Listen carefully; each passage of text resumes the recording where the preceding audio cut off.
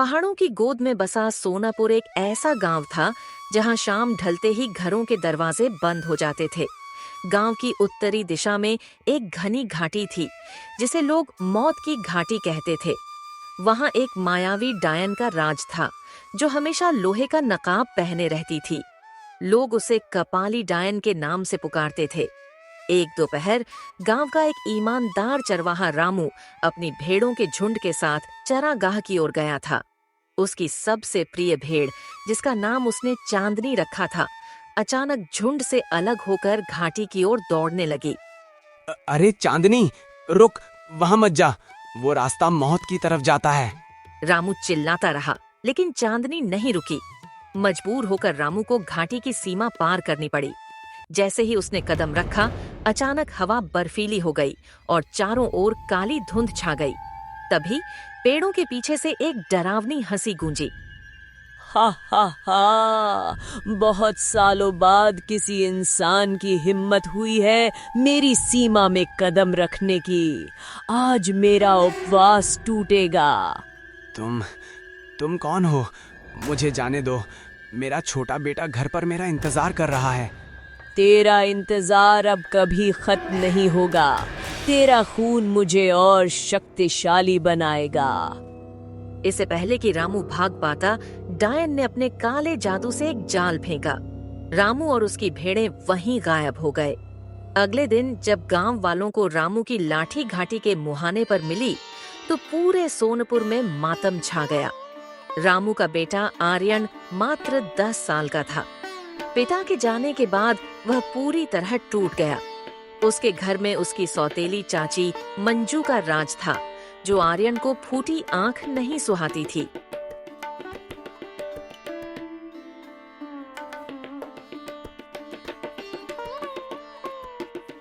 ऐ छोकरे, रोना बंद कर। तेरा बाप तो मर गया, अब मुझे और तुझे कौन खिलाएगा? तू एक मनहूस बच्चा है। तेरे आते इस घर की बरकत चली गई। चाची, ऐसा मत कहिए। पिताजी जरूर वापस आएंगे। मुझे पता है वे कहीं नहीं गए। चुप कर। अब इस घर में तेरे लिए कोई जगह नहीं है। निकल जा यहाँ से। जाकर अपनी किस्मत उस घाटी में ढूंढ जहाँ तेरा बाप गया था।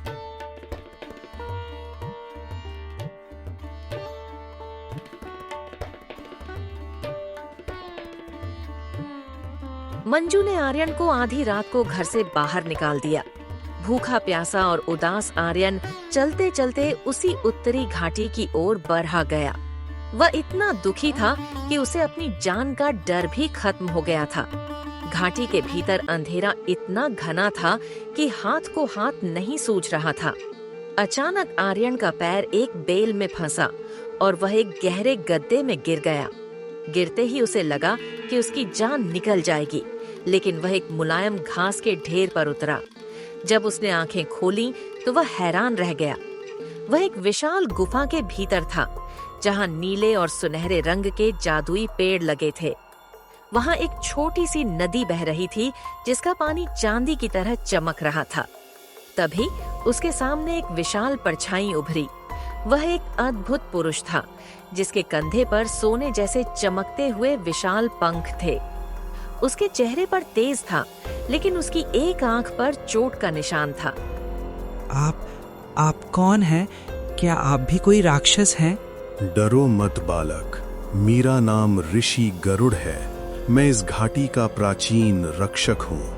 इस जादुई दुनिया में कोई भी साधारण इंसान नहीं आ सकता, जब तक कि उसके मन में अपार साहस या अपार दुख न हो। मेरे पिता को उस नकाब वाली डायन ने पकड़ लिया है। क्या आप उन्हें बचा सकते हैं? गरुड़ पुरुष की आंखों में उदासी छा गई। उसने आर्यन को गुफा के एक कोने में ले जाकर दिखाया।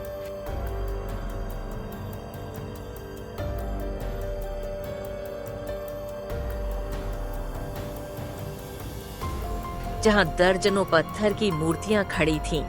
उनमें से एक मूर्ति बिल्कुल रामू जैसी दिख रही थी। बेटा, कपाली डायन ने इन सब को पत्थर बना दिया है।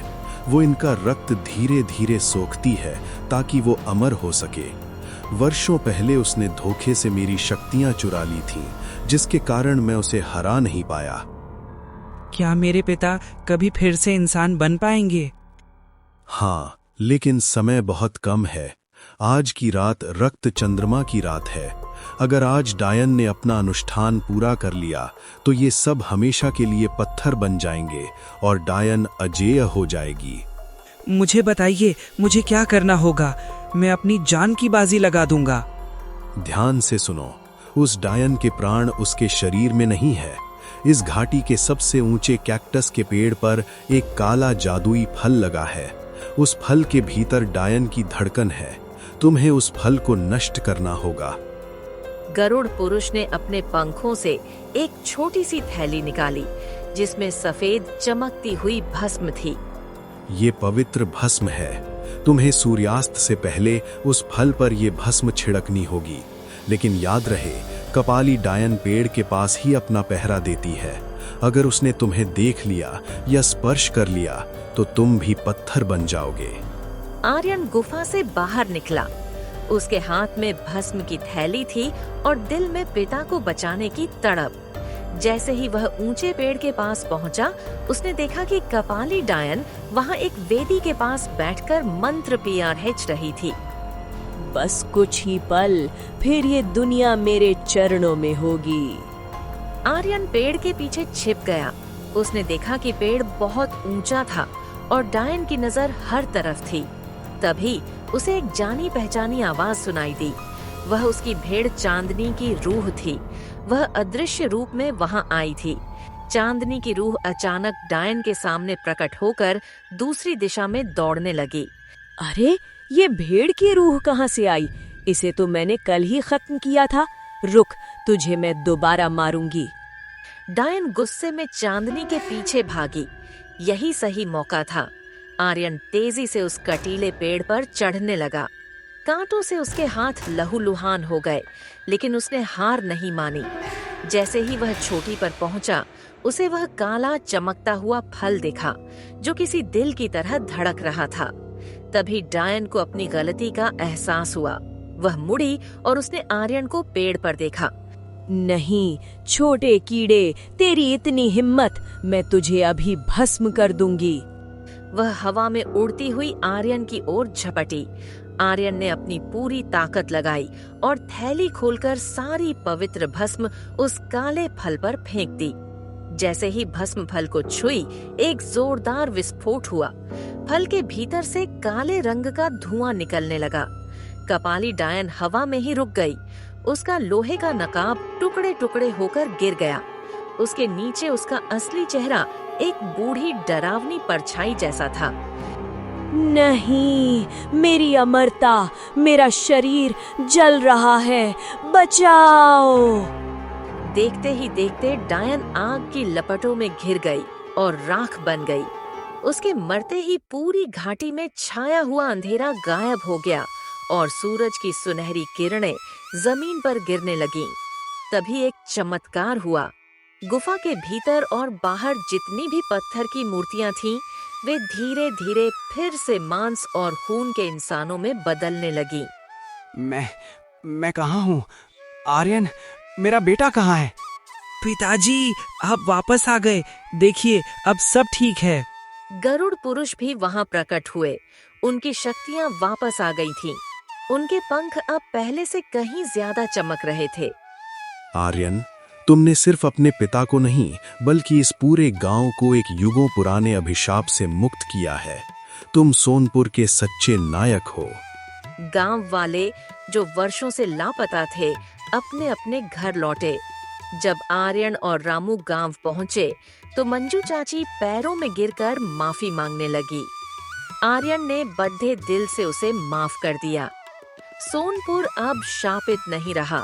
उस घाटी में अब फूलों की खुशबू आती थी और गरुड़ पुरुष अदृश्य होकर गांव की रक्षा करने लगे। आर्यन की बहादुरी की कहानी पीढ़ियों तक सुनाई जाने लगी।